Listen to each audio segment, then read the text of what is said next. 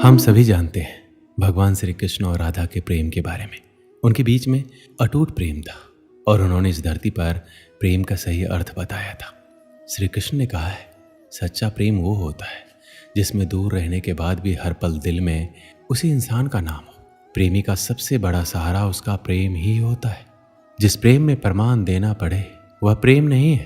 प्रेम को प्रमाण की नहीं, समझने की जरूरत है। जिससे प्रेम करते हो उसे समझने की कोशिश करो।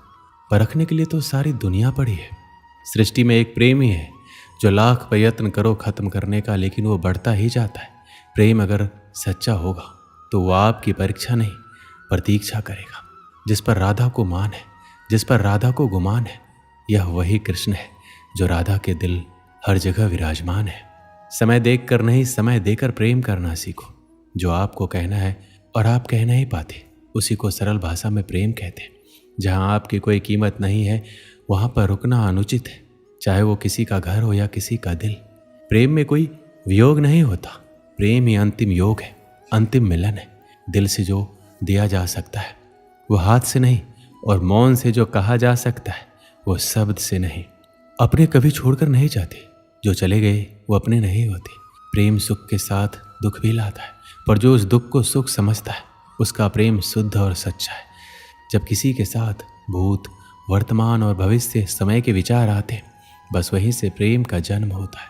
किसी से प्रेम करने की कोई वजह नहीं होती। प्रेम तो सिर्फ प्रेम है। यदि वजह है तो वो प्रेम नहीं, पसंद है। जो मनुष्य मनुष्य से प्रेम नहीं कर सकता वह परमात्मा से कभी प्रेम नहीं कर सकता। सब कुछ झूठा हो सकता है मगर प्रेम में बहाए आंसू नहीं। प्रेम और आस्था दोनों पर किसी का जोर नहीं। ये मन जहाँ लग जाए वहीं ईश्वर नजर आता है। प्रेम में दर्द हर एक को मिलता है, बस जो सह जाता है वो प्रेम निभा जाता है। मुक्ति की इच्छा का अंत हो जाना ही मुक्ति है, और प्रेम की तलाश का अंत हो जाना ही प्रेम है। हर एक चीज़ तब तक सुंदर है जब तक आप उसे प्रेम करते हैं। कभी कभी उनसे भी दूर होना पड़ता है जिनके साथ हम पूरी ज़िंदगी गुजारना चाहते हैं। ज़िंदगी में सच्चे प्रेम का मतलब सिर्फ वही जानता है जिसने कभी सच्चा प्रेम करके खो दिया हो। प्रेम तो आखिर प्रेम है, आज नहीं तो कल जरूर होगा। प्रेम में स्वतंत्रता दी जाती है, अधिकार नहीं पाया जाता। प्रेम का अर्थ है सभी सुख दुख और मोह से परे रहना। शादी के बाद किसी और से प्रेम करना गलत है, तो प्रेम होने के बाद किसी और से शादी करना भी गलत है। प्रेम एक पिंजरा है जहाँ सिर्फ प्रकाश से प्रकाश दिखाई देता है, परछाई नहीं। प्रेम मानवता का दूसरा नाम है। प्रेम शरीर या सुंदरता देखकर नहीं होता, प्रेम हृदय से होता है। और जहाँ दो हृदय मिल जाए वहाँ प्रेम जन्म लेता है। इस दुनिया में दो पौधे ऐसे हैं जो कभी मुरझाते नहीं। अगर वो मुरझा जाए तो उसका कोई इलाज नहीं। पहला निस्वार्थ प्रेम और दूसरा अटूट विश्वास।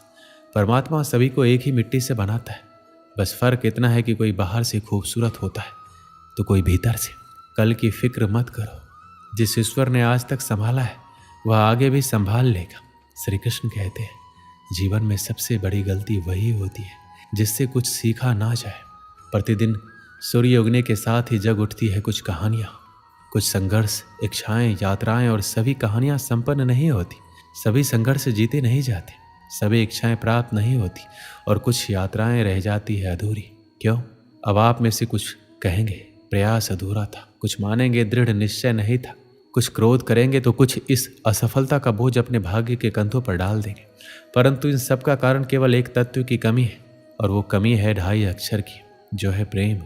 प्रेम ना शास्त्रों की परिभाषा में मिलेगा, ना शास्त्रों के बल में, ना पाताल की गहराइयों में, ना आकाश के तारों में। तो ये प्रेम है कहाँ, कैसे पाया जाता है? श्री कृष्ण कहते हैं, किसी भी वस्तु को बांध सकने के लिए किसी बंधन का, किसी रस्सी का होना आवश्यक है, परंतु इस रस्सी को बांध सकने का शक्ति कौन देता है? वो धागे जिनसे टूटकर ये रस्सी बनी है। अब बताइए, प्रेम को किस रस्सी से स्वयं तक बांधेंगे आप? प्रेम बनता है विश्वास से, और विश्वास की डोरी के धागे सत्य के धागों से बुने जाते हैं। अब सवाल ये उठता है कि सत्य क्या है? वो जो हमने देखा, वो जो हमने सोचा? नहीं, हमारा सत्य वो है जिस पर हमने विश्वास कर लिया, और विश्वास वो जिसे हमने सत्य समझ लिया। वास्तविकता में सत्य और विश्वास एक ही सिक्के के दो छोर हैं। जहाँ सत्य नहीं वहाँ विश्वास की नींव नहीं, जहाँ विश्वास नहीं वहाँ सत्य अपना धरातल खो देता है। तो यदि किसी को सत्य जानना है तो विश्वास कीजिए, प्रेम का धरातल बन जाएगा। मन न प्रसन्न हो जाएगा। जब प्रेम की बात आती है, हम सबसे पहले मन में एक नायक और नायिका का चित्रण कर लेते हैं। क्यों, आपके साथ भी यही होता है ना? पर क्या प्रेम केवल नायक नायिका के आकर्षण का बंधन है? नहीं, प्रेम तो परिवार से हो सकता है, माता पिता, भाई बहन, सखा मित्रों से हो सकता है, देश और जन्मभूमि के लिए हो सकता है, मानवता के लिए हो सकता है, किसी कला के लिए हो सकता है, इस प्रकृति के लिए हो सकता है। पर प्रेम कभी उस पन्ने पर नहीं लिखा जा सकता जिस पर पहले से ही बहुत कुछ लिखा हो।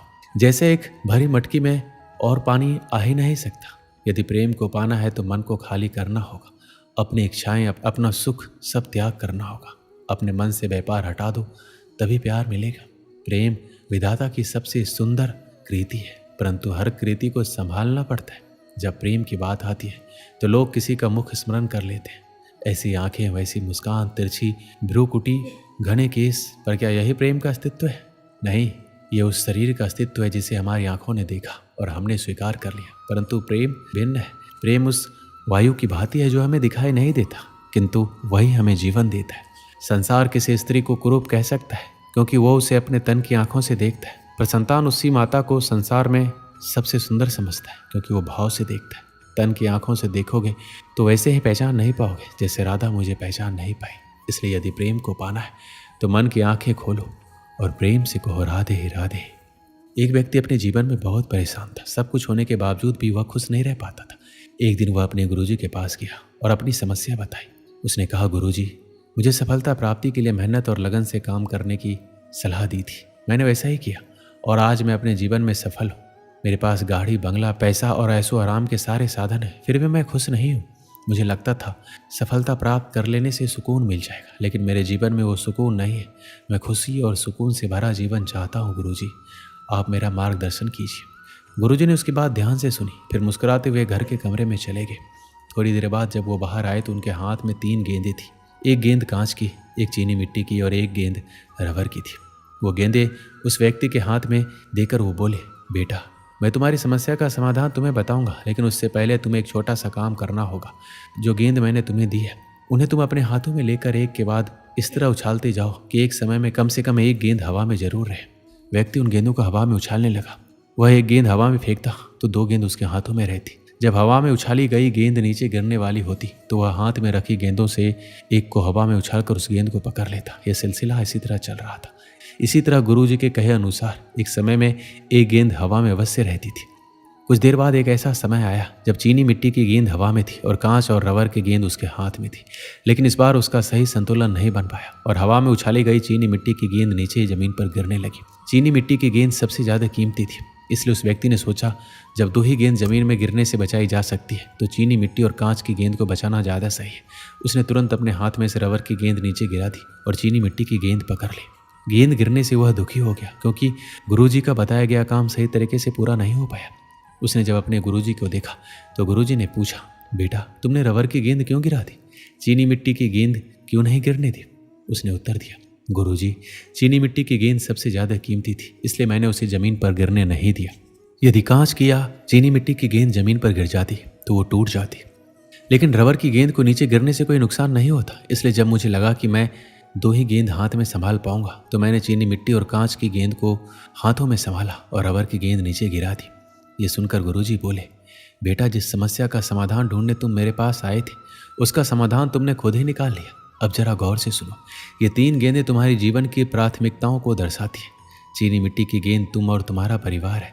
कांच की गेंद तुम्हारी नौकरी, व्यवसाय, पैसे और जीवन के आवश्यक साधन है। रबर की गेंद वो विलासता की चीज़ें हैं जिसके बिना भी जीवन आराम से कट सकता है, जैसे महंगा मोबाइल, घड़ी, अन्य महंगे शौक। तुमने अपने जीवन में कांच और रबर की गेंद पर ध्यान दिया और नौकरी, घर, गाड़ी, बंगला, सुख सुविधाओं के सारे साधनों के साथ अपने महंगे शौक भी पूरे किए, लेकिन चीनी मिट्टी की गेंद यानी खुद पर, अपने परिवार पर ध्यान नहीं दिया। यही कारण है कि तुम्हें अपने जीवन में खुशी और सुकून की कमी खल रही है। बेटा, जीवन में आगे बढ़ते समय अपनी प्राथमिकता तय करके रखो। जब भी जीवन की 3 गेंदों का संतुलन बिगड़ता सा महसूस हो तो रबर की गेंद छोड़ो। जीवन में खुशियाँ सदा बनी रहेगी। इस कहानी से हमें क्या सीख मिलती है? जीवन में अक्सर ऐसा होता है कि काम और पैसों के पीछे भागते भागते हम अपने लिए और अपनों के लिए समय नहीं निकाल पाते। यही कारण है कि हम खुशी और सुकून के लिए तरस जाते हैं। जीवन में इतना तेज भी क्या भागना कि खुशियाँ पीछे रह जाए। अपनी प्राथमिकताओं को समझो। आगे बढ़ना और सफल होना जितना महत्वपूर्ण है उतना ही खुशियाँ और सुकून भी है। उन्हें नज़रअंदाज ना करें। दोस्तों, इस वीडियो में बस इतना ही। मिलते हैं अगली वीडियो में। अपना ख्याल रखिएगा। जय श्री कृष्ण।